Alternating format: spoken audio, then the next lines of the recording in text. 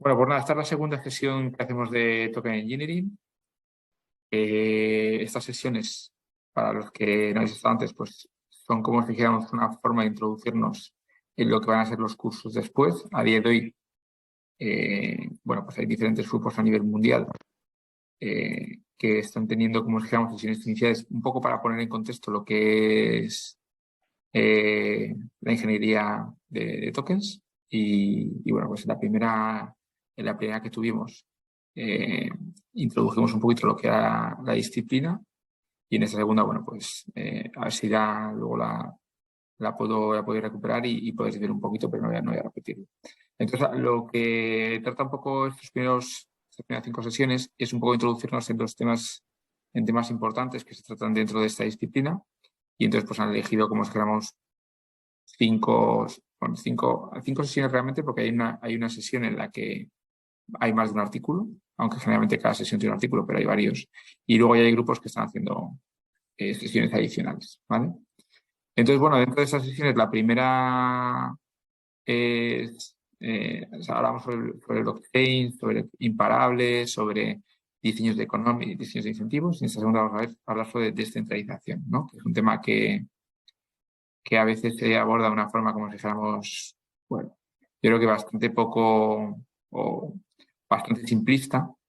Y yo creo bueno, pues hay este artículo, por ejemplo, bueno, en el que nos proponen un poco que leamos para discutir sobre esto, pues ya lo aborda un poquito más en profundidad, ¿vale?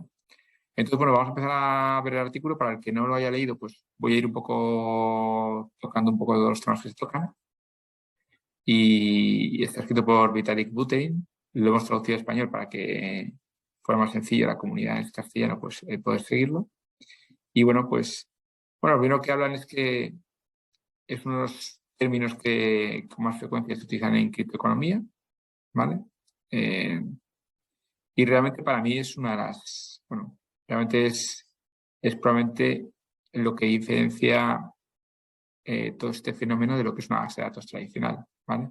Aunque es verdad que se trata de utilizar esta tecnología sin este punto de descentralización, la realidad, y lo hemos visto, por lo menos es lo que yo creo que está demostrando un poco eh, los casos de éxito y todo esto, es que realmente esto como base de datos puramente tiene poco valor añadido, ¿vale? O eso por lo menos estará. Sin embargo, lo que estamos viendo de creación de valor en torno a la descentralización, pues es lo que de momento está generando más valor.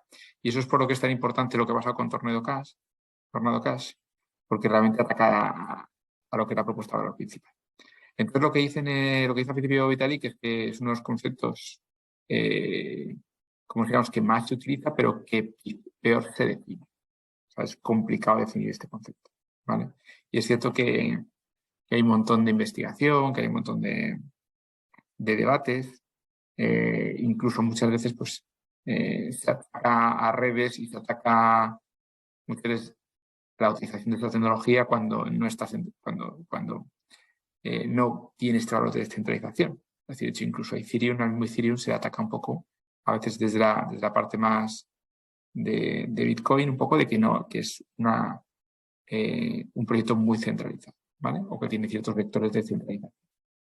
Entonces, bueno, vamos a ver un poco, intentar definirlo un poco. Y de hecho habla Vitalik un poquito de este gráfico, y creo que estos gráficos que se posicionan en Internet, que luego todo el mundo utiliza las presentaciones y que realmente para él pues no tiene mucho sentido. O sea, para definir lo que es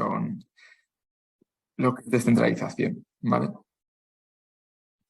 Y es interesante porque realmente creo que lo define, bueno, realmente es mucho más extenso que eso, ¿vale? Y realmente pues yo lo utilizo de una forma, como digamos, muy simplista. Bueno, entonces, para empezar un poco ya la parte esta, donde podríamos meternos, quizá podríamos discutir un poquito por qué este gráfico no representa lo que es realmente, o sea, no es tan fácil representarlo, ¿vale? Porque se queda una parte quizá muy, muy técnica, y porque además, bueno, diseña una arquitectura que tampoco es especialmente, ¿sabes? Tampoco define realmente la descentralización entre nosotros. Pues bueno, vamos allá. Dice la primera.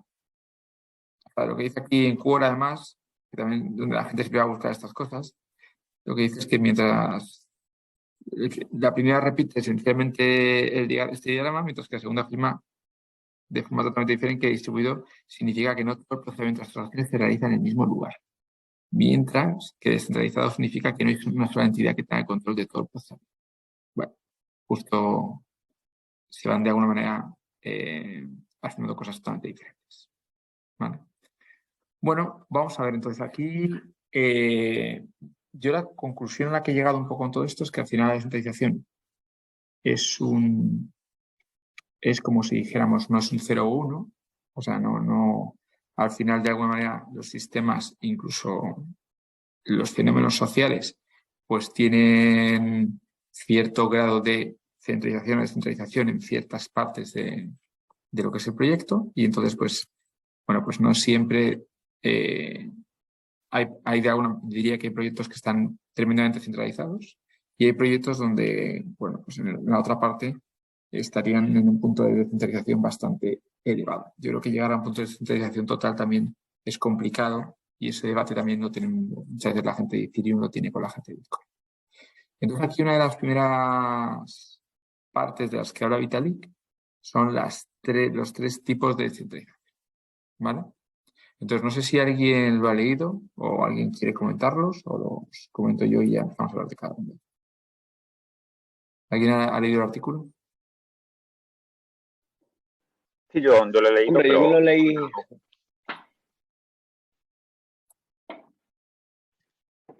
Sí, si quieres comentarlo tú, Jesús. No, ahora un poquito, si queréis un poquito de qué conclusiones es. Ahora sí que es eso, pero si queréis añadir un poquito de cuáles han sido vuestras conclusiones o qué os ha gustado más del artículo, un poco por empezar. O si queréis hablar en concreto de estos tres tipos, si los entendéis bien, si veis la diferenciación bien, si os parece que tiene sentido esa clasificación o deberíamos tener alguna otra. Sí, se entiende.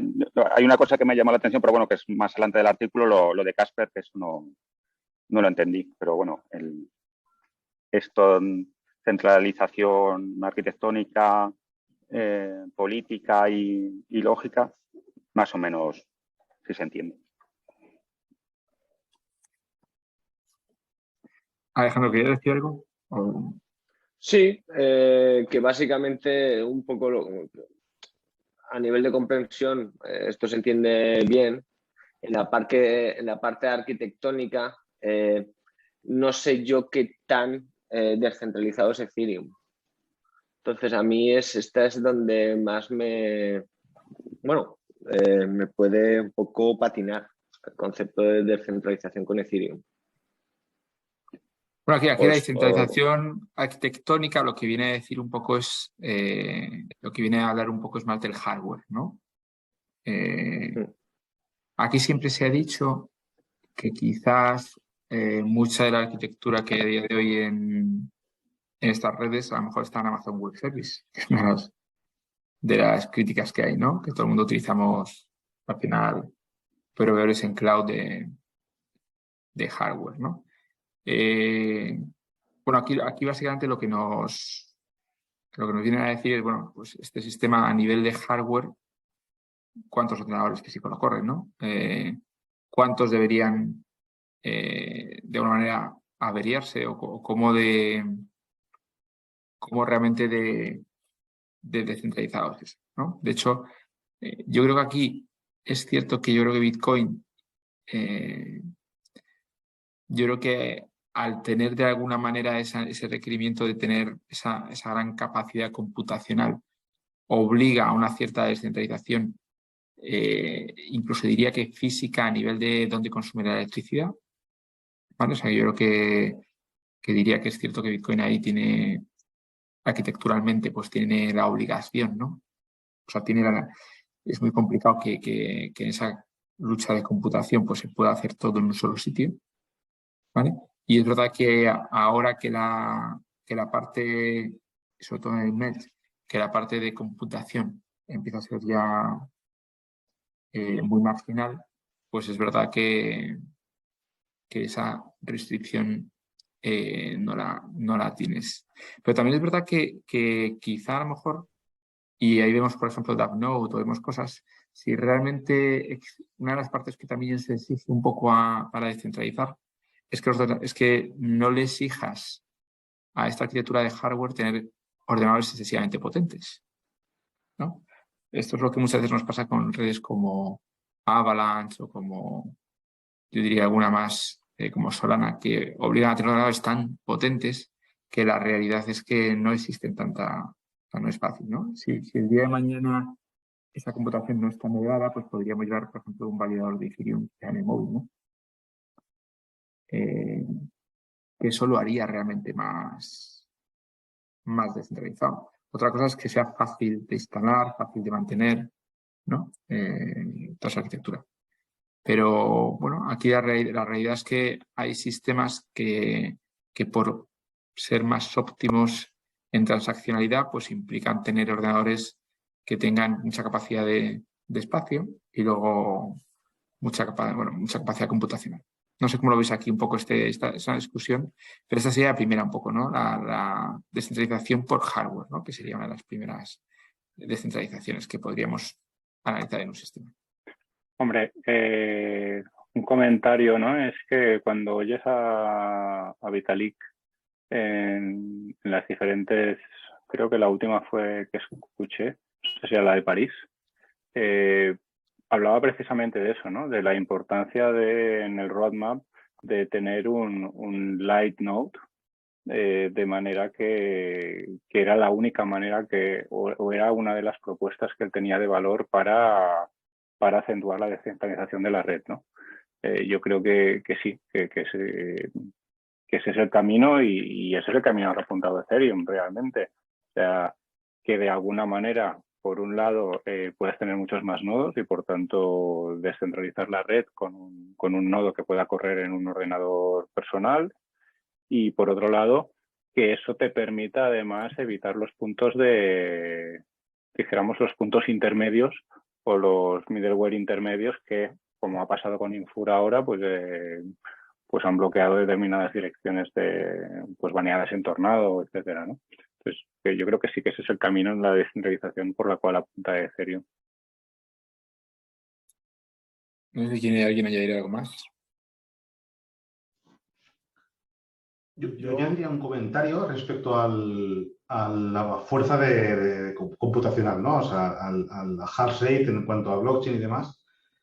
Y es que al aumentar la dificultad para mantener el tiempo entre bloques, lo que hace es que, creo yo, que al final es que haya menos descentralización, porque se requieren máquinas más potentes. Entonces, el mínimo para entrar se hace más complicado.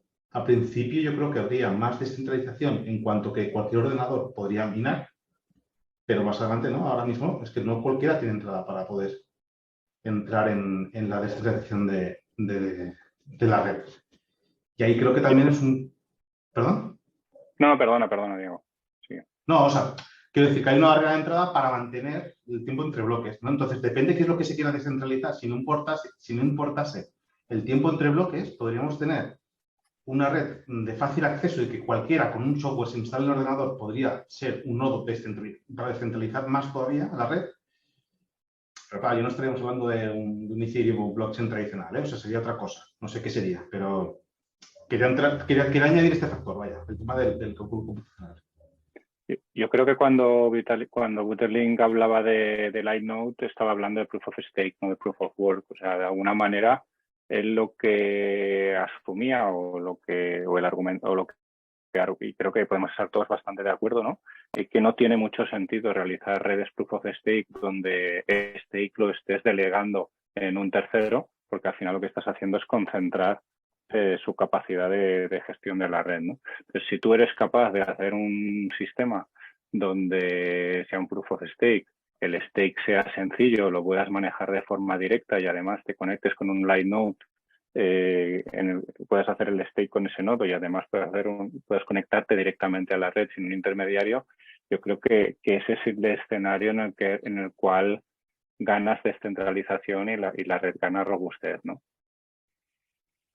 Aquí deberíamos decir también que hay veces que tú delegas la validación. Bueno, que hay redes, por ejemplo, como Rocket, que realmente lo que están haciendo es agregando, realmente poniendo en contacto supuestamente peer-to-peer nodos, o sea, que no necesariamente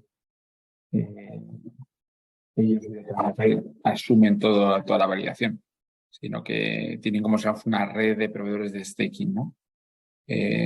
Pero sí, yo creo que, de hecho, fíjate que HumanNode, que es una de las redes, una de las blockchain que estamos en contacto con ellos, lo que van a intentar es que solo validen nodos que sean o que tengan proof of humanity, ¿vale? Que sería de alguna manera la forma más descentralizada, ¿no? O sea, asumimos que la forma más centralizada es que todo el mundo pudiera validar, pues realmente eso sería, porque muchas veces, claro, a lo mejor tenemos muchos ordenadores, pero a lo mejor están todos controlados por o bien por alguien, un intermediario que concentra toda esa validación que se delega, o bien porque...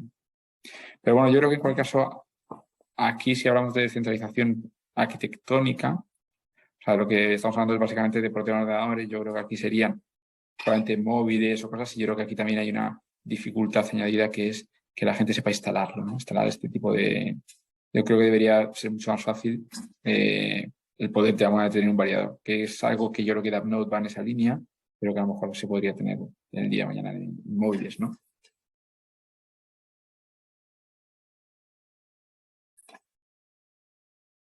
Yo no sé si se puede incluir dentro de la arquitectónica o no, pero a mí me falta como un elemento interesante para la descentralización la parte territorial, y no tanto territorial por la ubicación, sino territorial por cultura, por sistema legal, sistema económico, manera de entender las cosas. Creo que al final, si está todo muy concentrado en un sitio, o sea, si no hay dispersión geográfica, pero no geográfica física, sino geográfica política, en el sentido de pues eso, de diferentes países con diferentes economías y demás y sistemas legales. Porque aquí la descentralización política habla de individuos, organizaciones, de cantidad, pero me falta también esa otra parte. No sabría dónde incluirlo, pero creo que también es un elemento interesante. Sí. Vamos a avanzar, si queréis, en la parte, en los siguientes puntos. Luego hay otra estructura que también propone otra persona, pero ya os contaré un poquito. Pero bueno, vamos a avanzar en los otros puntos. La parte siguiente sería la descentralización política, ¿no? Porque es verdad que Ethereum, si bien podía estar, bueno, físicamente o de manera hardware muy descentralizado, la realidad es que durante un tiempo estuvo, como si dijéramos, liderado por un grupo, ¿no? que tomaba las decisiones. De hecho, la decisión un poco de el fork después de DAO, pues una decisión, una cierta centralización, ¿no? Cierto liderazgo, ¿no? Entonces aquí, bueno, al final también hablamos un poco de la política, de cómo funcionan estos sistemas, ¿no? De cuál es el poder que hay, cómo de fácil es cambiarlos, quién organizaciones, quién controla tal, porque a lo mejor pues también esa parte es importante. Entonces, bueno, aquí es realmente también importante. Yo creo que también en política, también aquí se habla también de, bueno, también hemos visto guerras políticas en Bitcoin, acuerdos con Bitcoin Cash,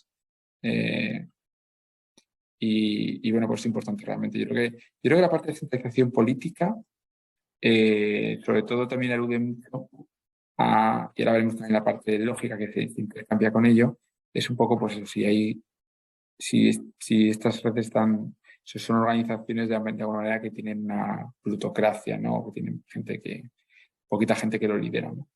Que yo creo que en otras redes, pues yo creo que esos liderazgos son mucho más claros, ¿no? Yo creo que aquí Vitalik tiene un liderazgo, bueno, pues yo creo que bastante presente, pero creo que ha ido cada vez teniendo menos peso, ¿no? Y a día de hoy, pues, la organización es muy grande y yo por lo menos no siento que ese liderazgo sea tan claro, ¿no? No sé cómo lo veis.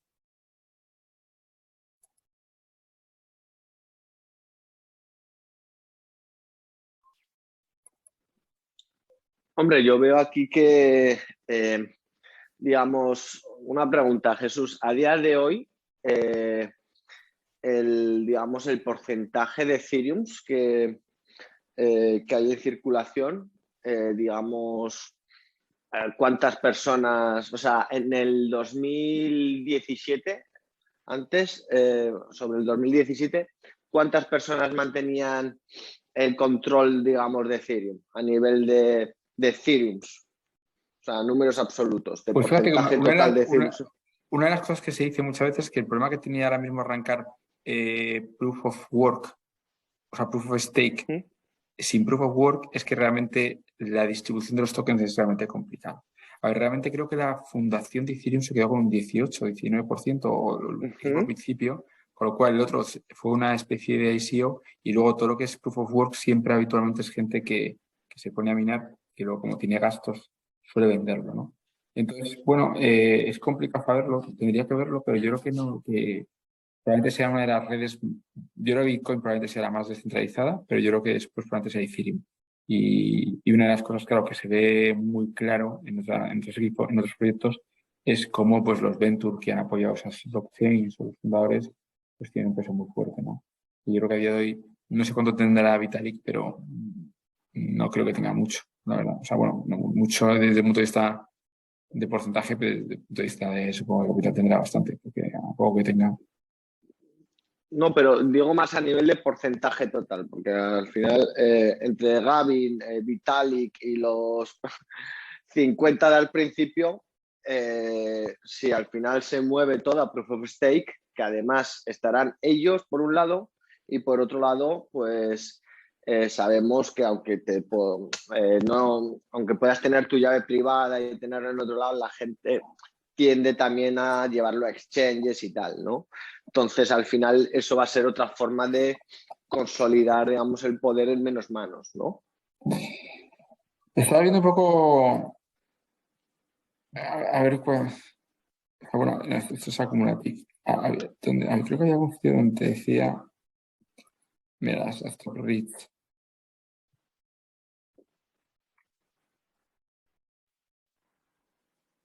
Bueno, también es verdad que esto, por ejemplo, este ya es el depósito de, intuyo que este será Lido, este es un 11%.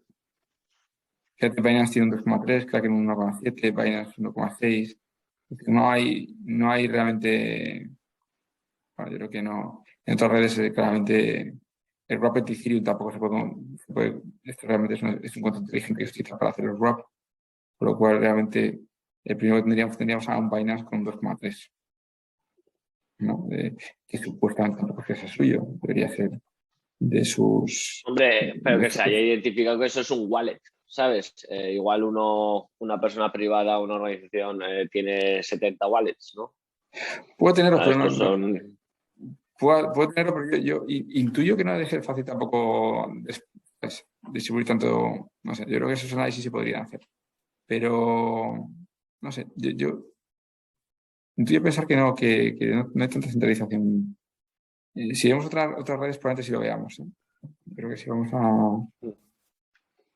a otras redes, no podemos verlo. No sé, en otras, yo no digo de otras que las hay y bastante centralizadas, pero... En un momento que hay holders o algo así. Vamos a ver. Jesús, en la red de Cosmos, en el ecosistema, hay muchos proyectos que se van lanzando ahora y que distribuyen a través de a los propios holders o de Atom o de otros proyectos. O sea, ahora te estás encontrando mucho airdrop. El propio Edmos se basa en distribuciones de otra gente. Yo entiendo que más allá de premiar, también es una manera de distribuir. ¿Tú qué opinas sobre ese tipo de distribuciones? Igual puede ser una solución para eso que tú dices que es complicado. No sé hasta qué punto es la solución o es una manera que tienen ellos de empezar y demás. Claro, yo creo que al final la distribución es importante realmente porque al final tú tienes que tener una red suficientemente amplia y descentralizada. Es decir, mucha gente tiene que tener tokens, sobre todo más si estás en Proof of Stake, para validar y para que sea realmente potente. Entonces, si tú haces una distribución muy fuerte y si al final la gente tiene, o hay grandes players que tienen el control de eso, es que al final es una red que tiene puntos de ataque claros, ¿sabes? Entonces yo creo que sí, creo que todos esos proyectos que tratan un poco de distribuirlo, lo que no sé si es fácil distribuirlo de esa forma, ¿sabes? Pero desde luego debería, sí, yo creo que es una forma de distribuir de luego los átomos. Me parece que tiene lógica. Bueno, vamos a avanzar si queréis un poquito más para ir avanzando. Aquí está la descentralización lógica, ¿vale? Esto es interesante porque Y lo hemos visto un poco ahora, y se habla mucho en el tema de Tornado, por ejemplo, con Infura, hay como si dijéramos partes lógicas. Incluso, por ejemplo, se habla de que los clientes que validen Ethereum podrían incorporar, por ejemplo, una lista o un control, ¿no? De no incluir dentro de una transacción pues peticiones que vengan de wallets que estén dentro de una lista de la OFAC, ¿no? Y de hecho estaba buscando alguna alternativa porque incluso se hablaba de hacer slashing a los poderes que las implementaran. Es decir, pero claro, ahora mismo si vemos que está Lido, si hay un montón si ahora mismo tuviéramos un 50%, un 60% a lo mejor concentrado en varios proyectos Rocket Pool y demás, claro, no sería difícil y esas entidades, pues es gente que se la puede obligar y son organizaciones pues que tienen claramente definida cómo se llama la gente que trabaja en ellas, podría ir el gobierno de Estados Unidos y decir, oye, o haces esto o te metemos en la cárcel. Entonces yo creo que ahí había realmente un punto donde se hablaba un poco de precisamente, de hecho hay un artículo yo creo que de Bangles que habla un poco también de este punto, ¿no? De hasta qué punto es centralizado. Y aquí tiene que ver también con la parte de la lógica, ¿no? Si todo el mundo utilizamos un software, ¿no? O el cliente de Ethereum pues es el mismo, o no tuviéramos, de hecho, me he dado cuenta que se intenta de alguna manera que haya muchos clientes de Ethereum ahora para el tema de staking, pues sería también un punto de como si dijéramos, de centralización, ¿no? El que haga análisis de software, pues evidentemente podría tener un control de... Sí, eso es bastante interesante. Yo creo que en Bitcoin no sé si hay mucho, hay menos implementaciones.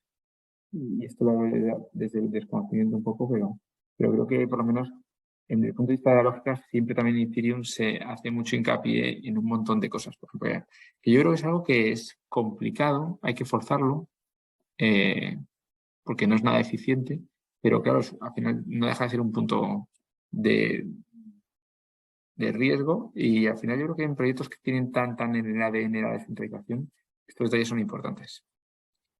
Y desde luego la parte de la lógica tiene mucho... Claro, hay muchos puntos que pueden llegar a ser puntos de descentralización. No sé cómo lo veis aquí. Y no sé si habéis leído el post de Bankless donde hablan un poco pues eso de ese problema, ¿no? De hecho, creo que hay un thread que es de Tim Bako, que es uno de los que está haciendo el desarrollo de viajar por aquí, que también va en esa línea. Que van por aquí.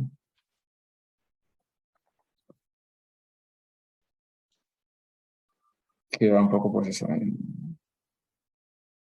Yo creo que aquí lo que en esta parte es ver o entender, digamos, el código, que es un tipo de lenguaje como Solidity, y le he hecho la expresión,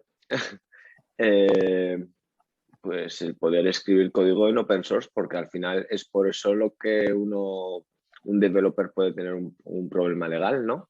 Sí, pero aquí hay una parte, la parte de Ethereum, hay una parte que es como tú programas más contras, pero aquí lo que está hablando sobre todo es cuando, por ejemplo, alguien que envíe una transacción para que se valide, claro, si no la incluye, o de alguna manera hay nodos que deciden... Que esté marcada, dices. Sí, pues podrían realmente censurar realmente cierto tipo de transacciones, ¿no?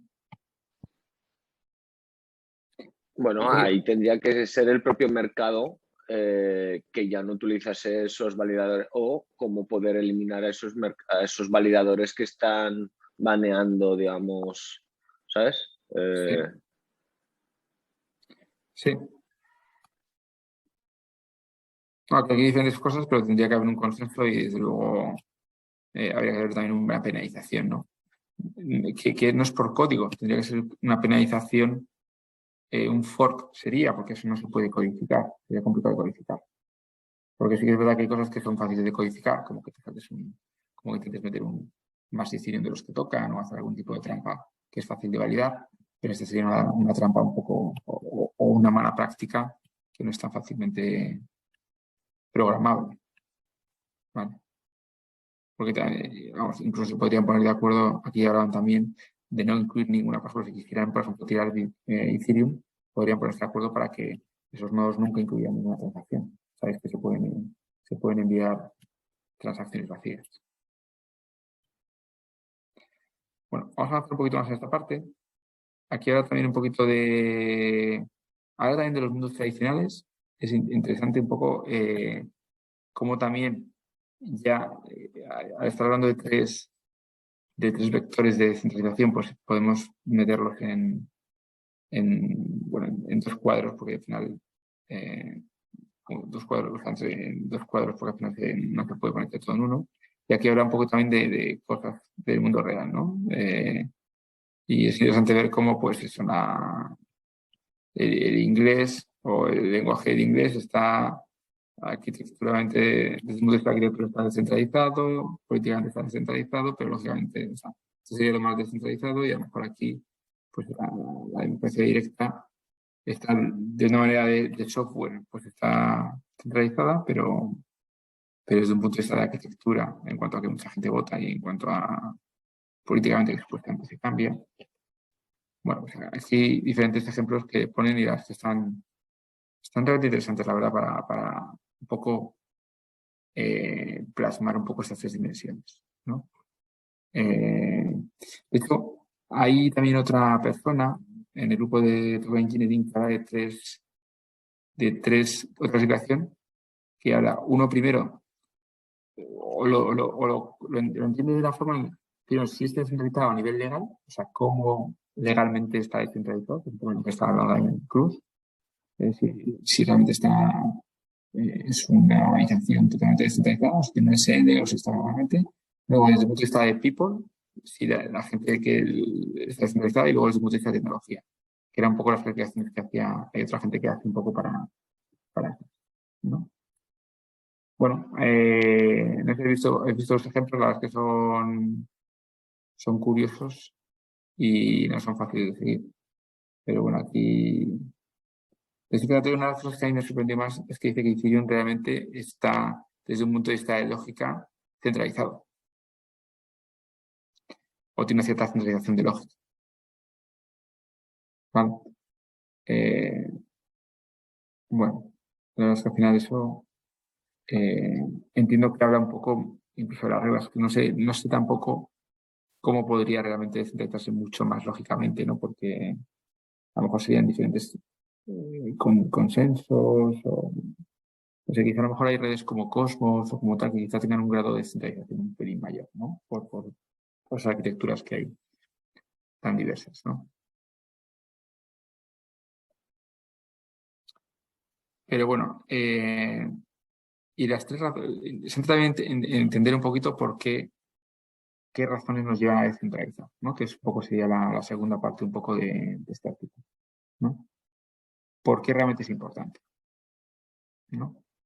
Y bueno, pues habla de tres razones fundamentalmente. La primera es la tolerancia a fallos. Y esto es verdad que creo que estas redes han demostrado una fiabilidad tremendamente asombrosa para lo que son los sistemas informáticos. Creo que hay pocos sistemas realmente que puedan decir que han tenido un uptime prácticamente del 100% durante, en el caso de Bitcoin, 10 años, y en el caso de Ethereum, pues básicamente los que llevan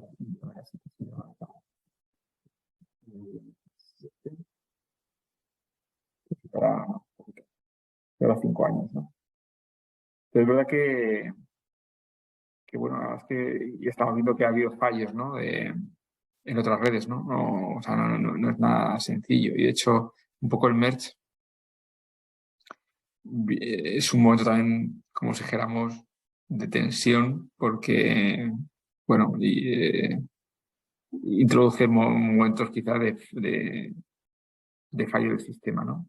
Si pensáis un poquito en esta parte primero de la razón, la primera razón, la tolerancia a fallos, la resistencia a ataques, que yo creo que es de que siempre se habla un poco y luego la resistencia a la colusión, que también es realmente interesante. El hecho de alguna manera, de que la gente se pueda coordinar para beneficiarse, ¿no? Para utilizar esas mayorías en su propio beneficio. Primero, ¿qué os parece esos tres puntos y cuál os parece más importante? ¿No? Ahora sí que vamos hablando de cada uno de ellos.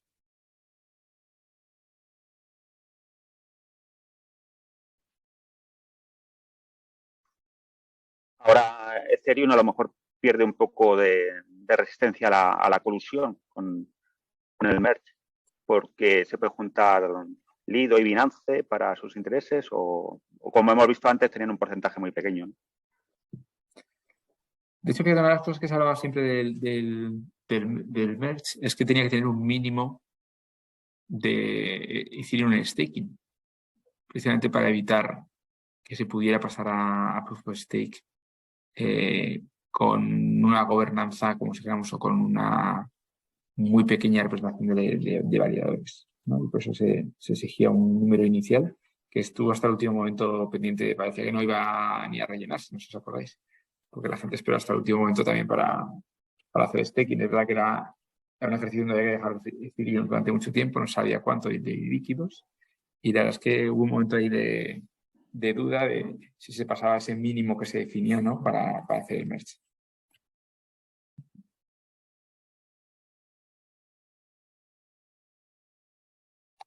No sé qué pensáis el resto un poco de estos tres puntos. Bueno, realmente al final, yo creo que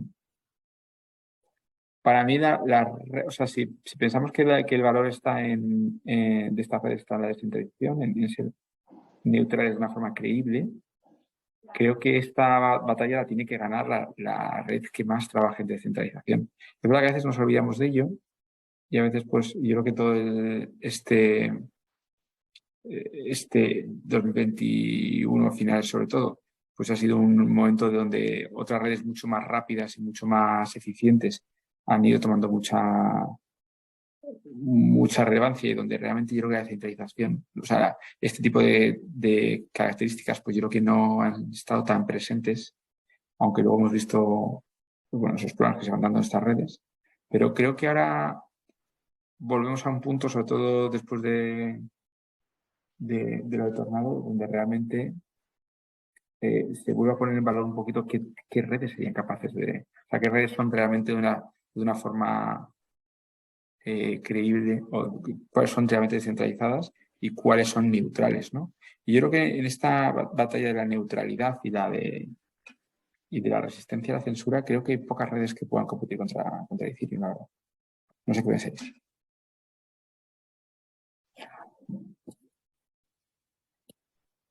Hombre, yo creo que si mañana Ethereum o Vitalik le sucede algo, aquí hay un problemilla. O sea,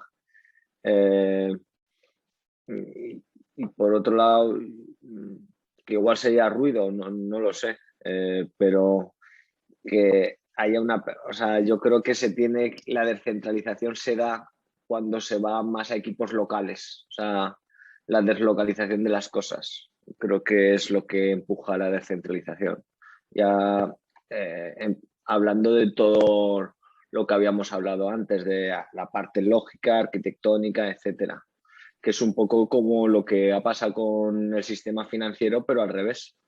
El sistema financiero, por ejemplo, alemán suele ser mucho más descentralizado porque siempre había pues como en España había cajas de ahorros, etcétera, que se han ido consolidando luego en pocos grupos.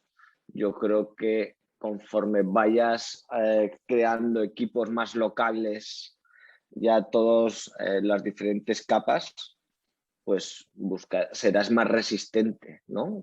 También a nivel de equipos me refiero, ¿no?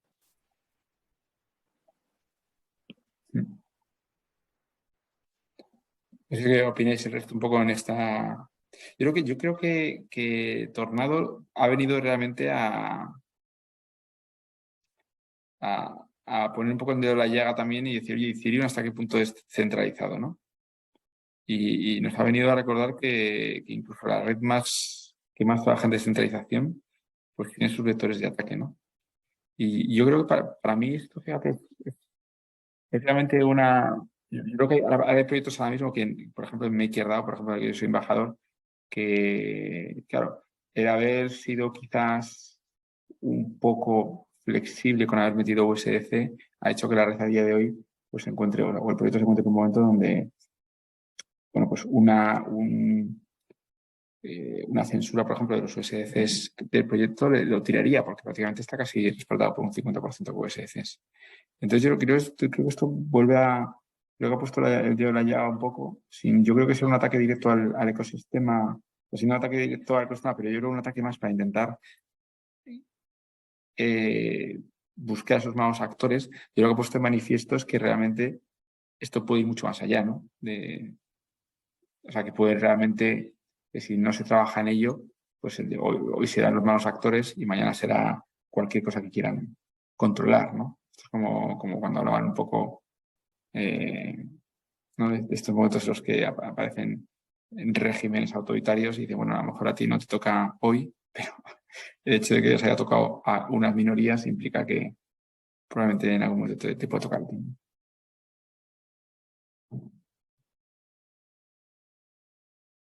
Sí, yo creo que definitivamente Tornado, no sé si nos ha hecho el baneo de Tornado un gran favor al ecosistema. Porque antes estabas entre los maximalistas de Bitcoin y yo creo que la gente en Ethereum pues estaba más en el modo DeFi, en el construir proyectos, etcétera, ¿no? En el momento que ves que realmente pueden, o sea, que se puede pretender bloquear wallet, pues vuelves otra vez como a los principios, ¿no? A las bases, ¿no? Y vuelves otra vez. Y yo creo que ese proceso va a ser muy, muy sano y va a ser muy bueno para ir recordando cada vez que haya un recorte, porque va a seguir habiendo diferentes... Podemos considerarlo ataques o simplemente intentos de regulación, es igual, es un tema de lenguaje, ¿no? Y eso yo creo que va a ir recordando y va a ir depurando los diferentes niveles de debilidad del proyecto.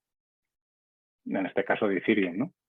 Y, o sea que creo que va a ser un proceso saludable, como cuando un virus o como una pequeña infección, ¿no? Afecta y luego desarrollas defensas contra eso, ¿no? A mí me ha parecido muy interesante y a mí me ha hecho reflexionar mucho al respecto. Creo que marcará, no sé si un antes o un después, pero sí un renacer, ¿no? de los principios fundamentales de la descentralización en Ethereum.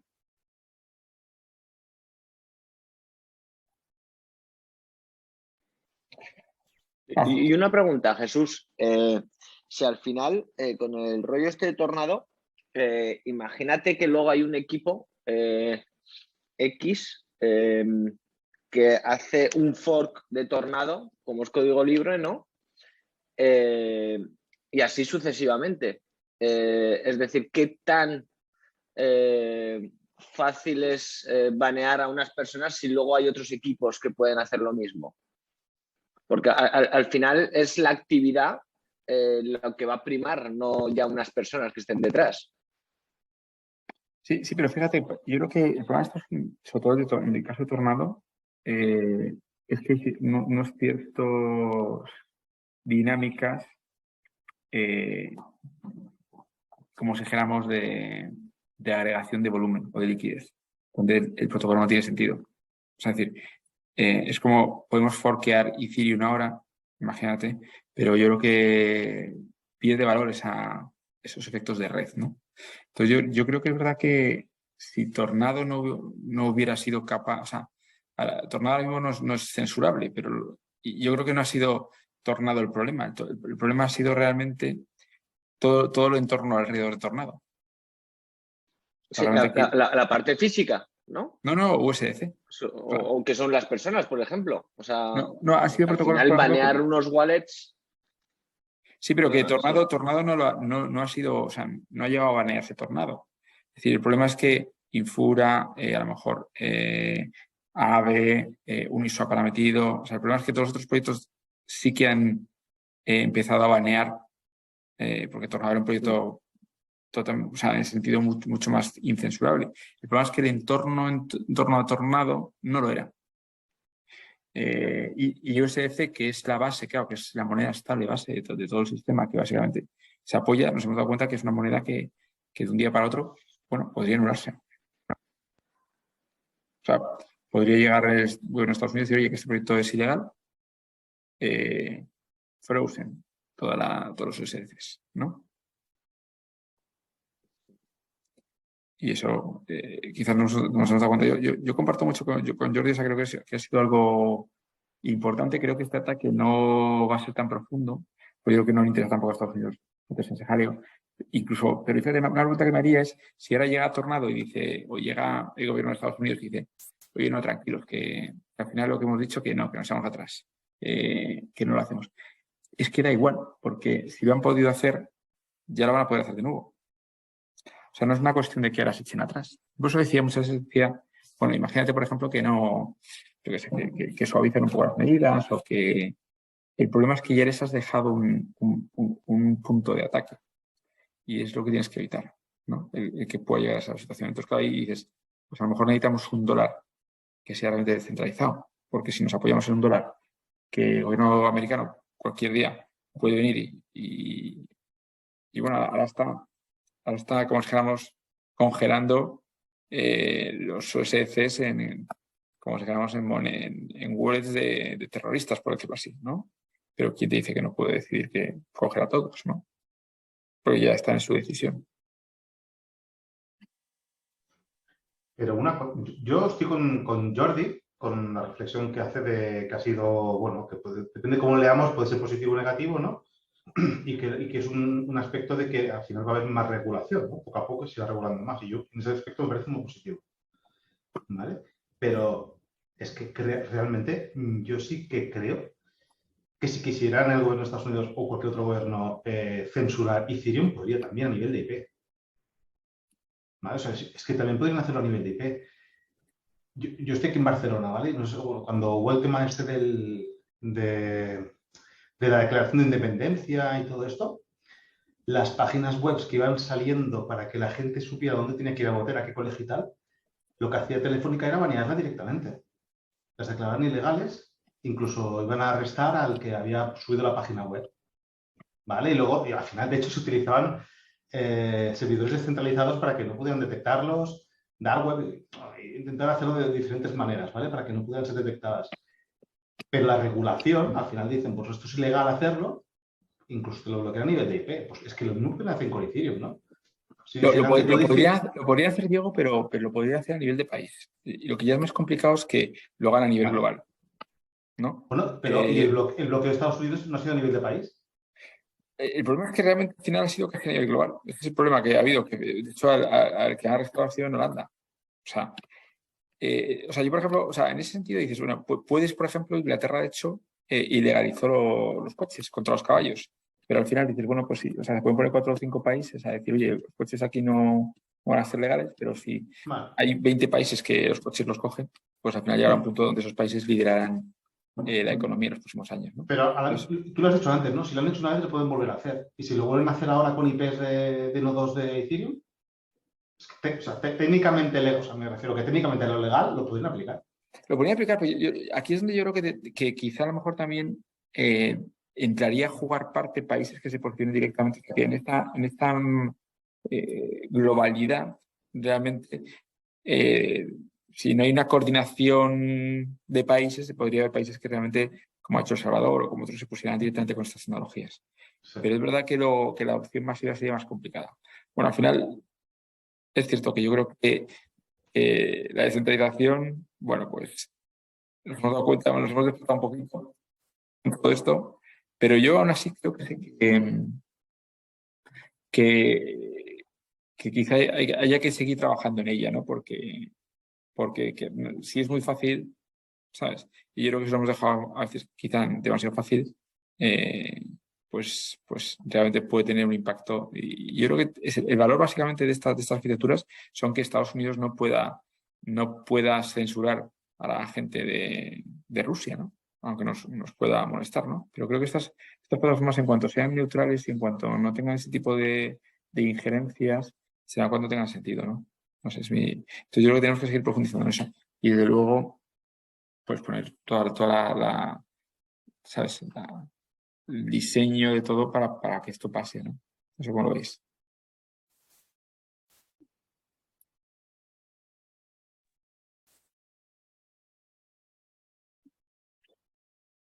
Yo creo, bueno, es el debate, ¿no? Pero cada vez veo más complicada la regulación dentro del ecosistema versus, o sea, cada vez veo que un paso de regulación va a ir acompañado de una mayor descentralización.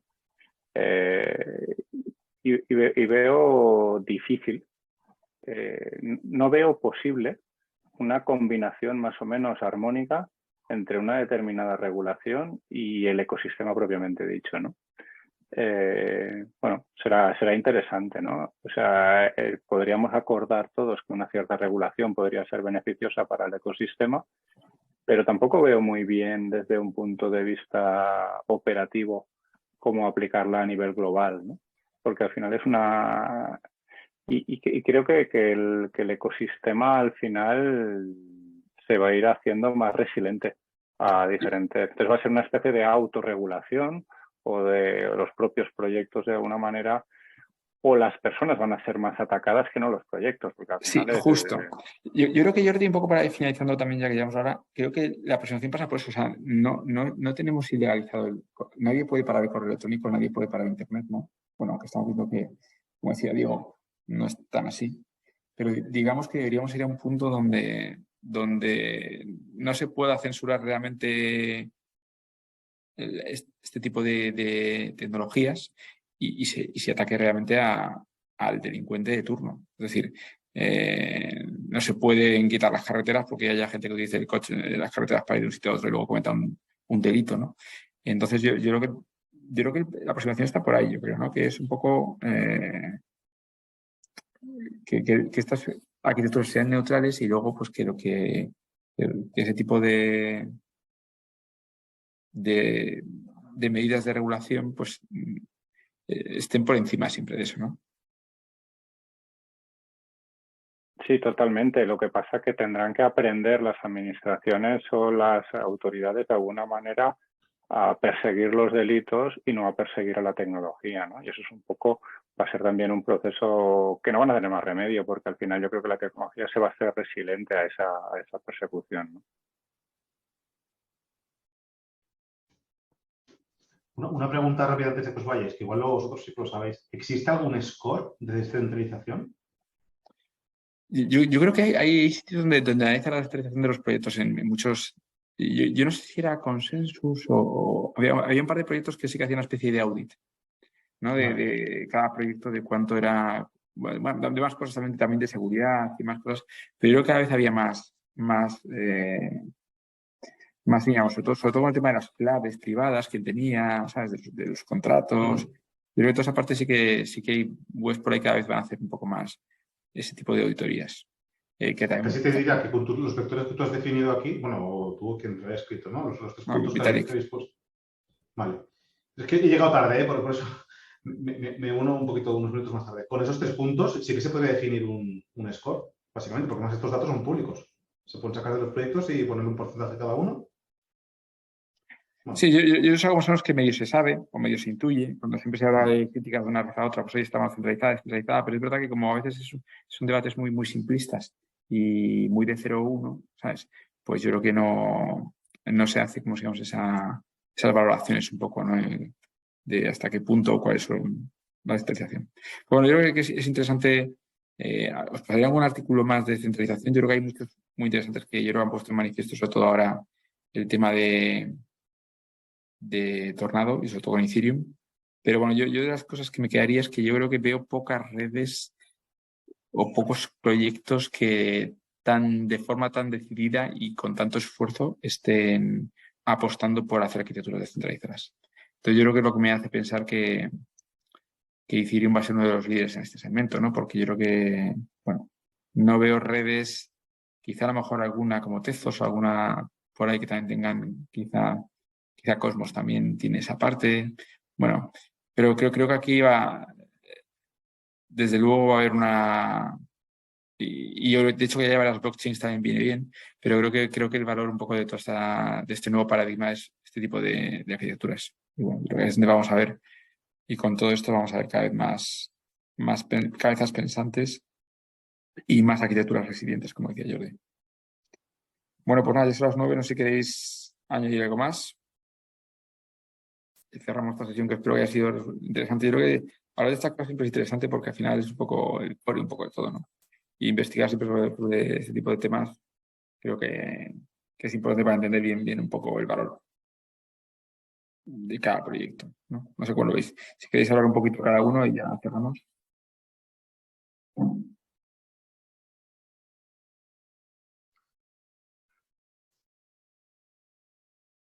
No, en mi caso eso, yo creo que es importante. Creo que nos nació cripto con la descentralización como valor. Creo que lo perdimos por el camino y que la realidad nos hará recuperarlo, ¿no? Y creo que va a ser bueno. Y creo que mucha descentralización en Proof of Stake pasa por la utilización directa de Lightning Nodes, desde mi punto de vista.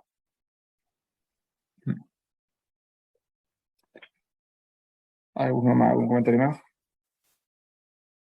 Nada, pues simplemente a ver si ahora cuando llegue el merge mejora la descentralización de Ethereum y sigue todo el protocolo de DeFi como hasta ahora. No sé si va a perder capitalización por el tema de que la gente quiera coger los ETHW, pero bueno, eso ya es otro tema de conversación.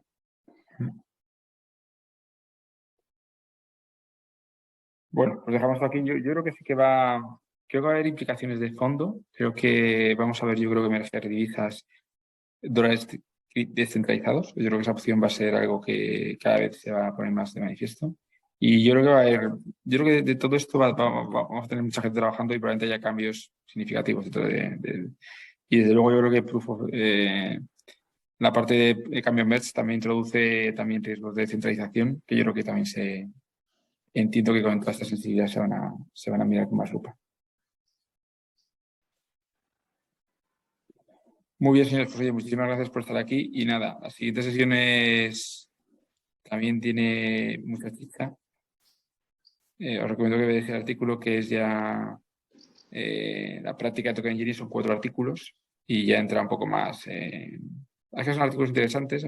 Y bueno, pues estos artículos yo creo que es una buena forma de luego, cuando empiece el máster, poder estar un poco más en línea un poco con lo que es toda esta teoría y toda esta disciplina. Muy bien, pues nada, señores, nos vemos entonces en la siguiente sesión. Muchas gracias, Muchas gracias, un abrazo a Jesús. todos. Gracias. Gracias, Jesús. Hasta luego.